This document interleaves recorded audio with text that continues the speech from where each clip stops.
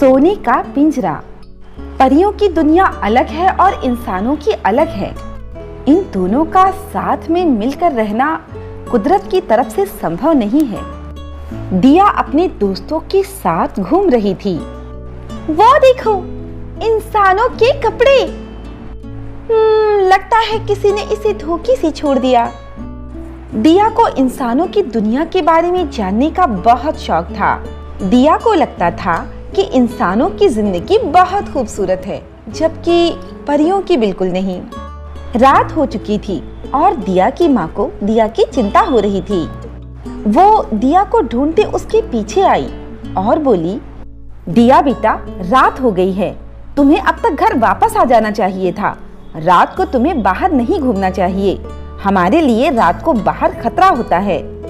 Okay, bye friends. दिया दुखी मन से घर वापस आ जाती है। माँ, इंसान सारी रात बाहर रह सकते हैं, पर हम क्यों नहीं? उनकी जिंदगी हमसे बहुत ज्यादा अच्छी होती है। नहीं बेटा, ऐसा नहीं है। हम सब लोग कुदरत की तरफ से बनाई गई अलग अलग जिंदगियां जीते हैं। और याद रखना, दूसरों की जिंदगी खुद से हमेशा ही अच्छी लगती है। तुम्हें लगता होगा कि इंसानों के जीवन में कोई समस्या नहीं है, लेकिन ऐसा नहीं है। माँ, मुझे आपकी ये बातें नहीं सुननी। मेरी जिंदगी बहुत बोरिंग है। दिया ऐसा कहकर अपने कमरे में चली जाती है। दिया को मालूम नहीं था कि जल्द ही उसकी इच्छा पूरी होने वाली है। उन्हीं के घर के पास एक जोड़ा था, मिस्टर लाल और मिसेस लाल, जो अजीब चीजों की तलाश किया करता था और फिर उन पर एक्सपेरिमेंट भी किया करता था। इस बार मिस्टर लाल और मिसेस लाल को ये जानना था कि परियों में जादू कहाँ से आता है। वो खोज करते हुए दिया के घर के बाहर चले आए और दिया को देखते ही बोले, हेलो नन्ही परी, कैसी हो तुम? मैं तो ठीक हूँ, लेकिन आप लोग कौन हैं और यहाँ कैसे आए? ये मिस्टर लाल और मैं मिसेस लाल। हम बस परियों के बारे में ज्यादा जानना चाहते हैं। यही तलाश हमें तुम्हारे घर के बाहर तक ले आई। उनकी बातें सुनकर दिया की माँ बाहर आई। कौन है आप लोग और यहाँ क्यों आए हैं? मिस्टर लाल बोले, हम साइंटिस्ट हैं और हमें परियों के बारे में जानने का बहुत शौक है। अगर आपको आपत्ति ना हो तो हम दिया को कुछ दिनों के लिए अपने घर ले जा सकते हैं क्या? उसे वहाँ कोई तकलीफ नहीं होगी। वो कुछ दिनों हमारे साथ रहेगी, फिर हम उसे सही सलामत लाकर छोड़ देंगे। बिल्कुल नहीं, दिया आपके साथ कहीं नहीं जा सकती। ओ मम्मा, लेकिन वो क्या गलत कह रहे हैं? बस घूमने की ही तो बात है। मैं घूम फिर कर वापस आ जाऊंगी। दिया की माँ नहीं चाहती थी कि दिया उनके साथ वहाँ जाए, लेकिन वो लोग कुछ इस तरह मनाने लगे कि दिया वहाँ जाने के लिए मचल उठी और अपनी माँ को वहाँ जाने के लिए मना लिया। ठीक है दिया, लेकिन 4 दिनों से ज्यादा तुम वहाँ नहीं रहोगी।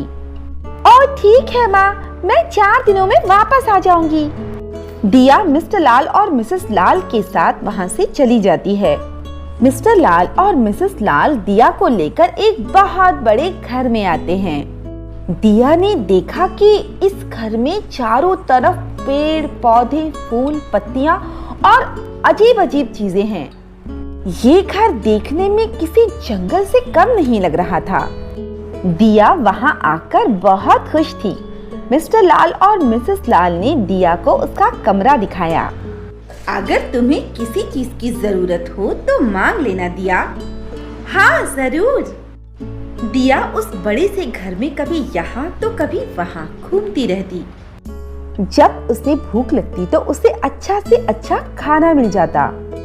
उसे जो कुछ भी चाहिए था सब कुछ मिस्टर लाल और मिसेस लाल वहाँ पर लाकर दे देते थे। कुछ दिन तो दिया बहुत खुशी से वहाँ रही, लेकिन उसके बाद उसे ये एहसास होने लगा कि उसे वहाँ पर जो कुछ चाहिए वो सब कुछ मिल सकता था, पर उसे बाहर जाने की परमिशन नहीं थी।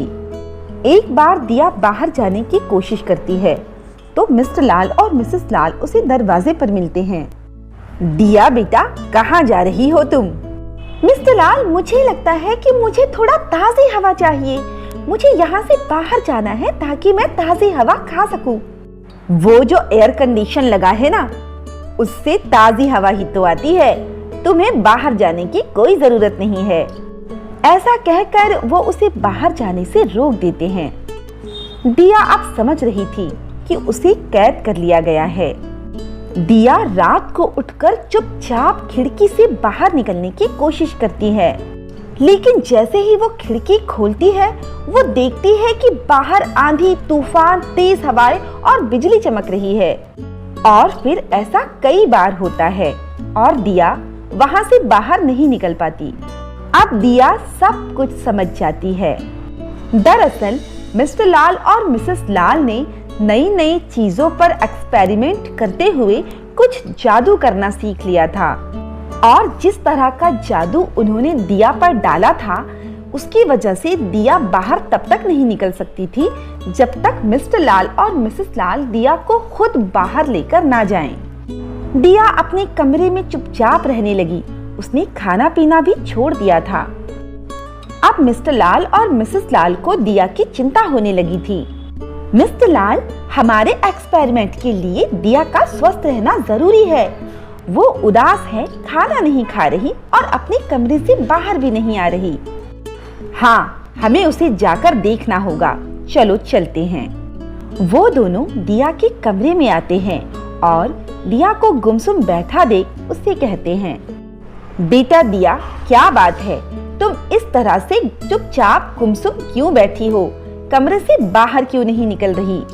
लगता है दिया को उसके घर वालों की याद आ रही है। हाँ, सही कहा आपने। इसका स्वस्थ रहना हमारे लिए जरूरी है, मिस्टर लाल ने धीरे से मिसेस लाल के कान में कहा। हाँ, आप सही कह रहे हैं, वरना हम ये कैसे जान पाएंगे कि परियों में जादू कहाँ से आता है। दिया, क्यों ना हम ऐसा करें कि हम तुम्हारे घर वालों के पास जाते हैं और उन्हें तुम्हारा कोई संदेश दें और उनसे कोई चीज तुम्हारे लिए लेकर आते हैं।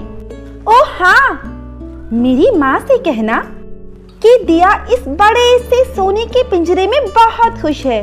वो ना भूखी है, ना प्यासी है और ना ही उसे बाहर जाने की जरूरत है। उसे जो कुछ भी चाहिए वो सब इसी घर में मिल जाता है। मिस्टर लाल और मिसेस लाल दिया के माँ से मिलने उसके घर जाते हैं। दिया की माँ उन्हें देखकर बहुत खुश होती है, लेकिन साथ में दिया को ना देखकर चिंतित भी होती है। अरे, आप लोग अकेले आए हैं? दिया कहाँ गई? दिया यहाँ नहीं आई है, बल्कि उसने आपके लिए एक मैसेज भेजा है। हाँ, दिया ने कहा है कि वो उस सोने के पिंजरे में बहुत खुश है।